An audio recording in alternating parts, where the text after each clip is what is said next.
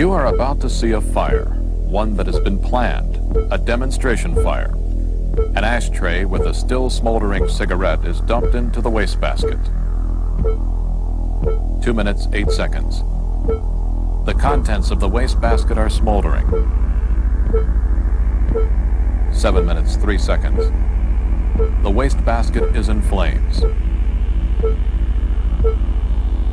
9 minutes, 14 seconds. The room is an inferno.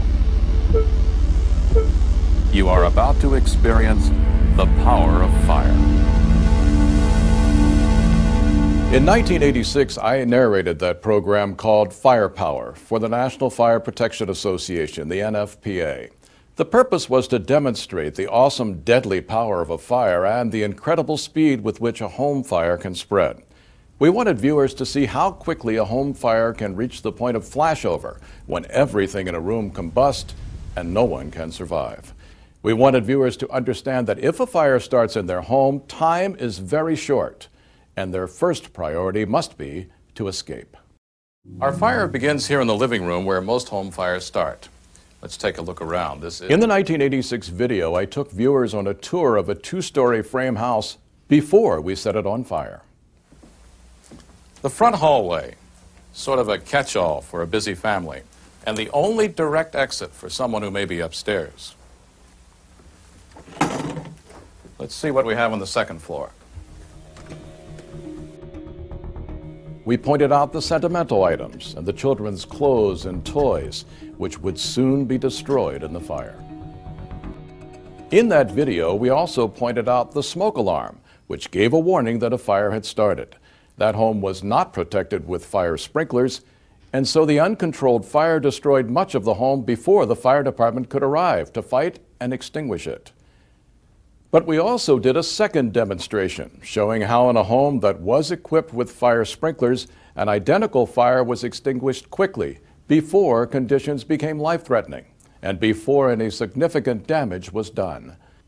Much has changed since we made that video in 1986, yet one thing has remained the same: the awesome, destructive power of fire and the speed at which an unchecked home fire reaches the point of no return. Flashover. Let's take a look back at the demonstration fire we set in 1986. 30 seconds from first flame, the sofa ignites. From this point, fire grows rapidly. If you discover a fire, leave immediately and call the fire department from a neighbor's house. Nowadays, you might call from your cell phone rather than the neighbor's house, but the point remains the same. When you discover a fire, get out fast and then call the fire department. Let's return to the 1986 fire. 1 minute, 4 seconds from first flame. Smoke begins to fill the room. 1 minute, 35 seconds. The smoke layer in the living room descends rapidly. Gases flowing out of this room now exceed 190 degrees Fahrenheit. 1 minute, 50 seconds. The smoke detector at the foot of the stairs sounds an alarm, providing warning before exits are blocked. Take action immediately. Crawl low where the air is cleaner. 2 minutes, 30 seconds. The temperature above the couch is now 400 degrees Fahrenheit.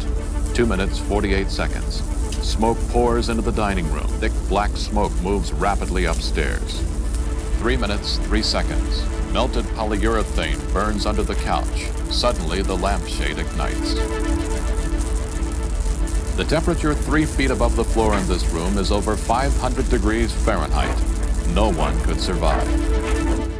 From the outside, there may be no evidence of the inferno inside. 3 minutes, 41 seconds.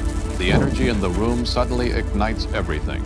Within 1 minute, the temperature has risen to over 1,400 degrees. Flashover.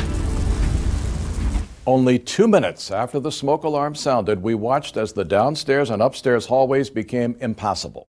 For anyone still inside the house, an emergency escape route would be the only way out.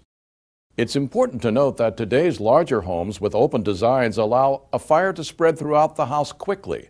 The expanded use of synthetic material, along with other modern contents and furnishings, provide a powerful fuel source.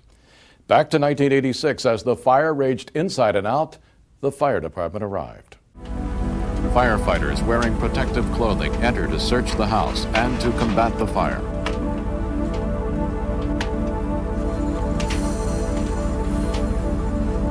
Fire grows so fast that the fire department may not be able to rescue anyone trapped inside.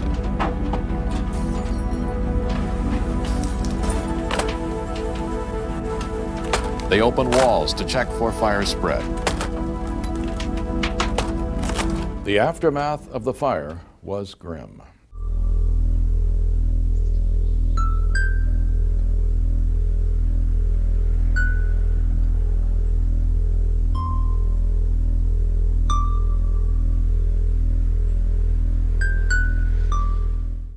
It took just 4 minutes from the first flame in the wastebasket for the temperature in this room to reach over 1,000 degrees Fahrenheit. The fire ultimately became so hot, the window glass softened and flowed like taffy. The message today is the same as it was in 1986. You cannot survive flashover. If fire starts in your home, get out immediately and stay out. No matter what precautions you take, no matter how small a fire may appear, its progress is rapid, its power awesome. Escape must be your top priority. In the 1986 video, we showed how quickly home fire sprinklers control and often extinguish a home fire. Today, there are many resources available about home fire sprinklers and their life-saving benefits. For more information, go to the NFPA's Fire Sprinkler Initiative.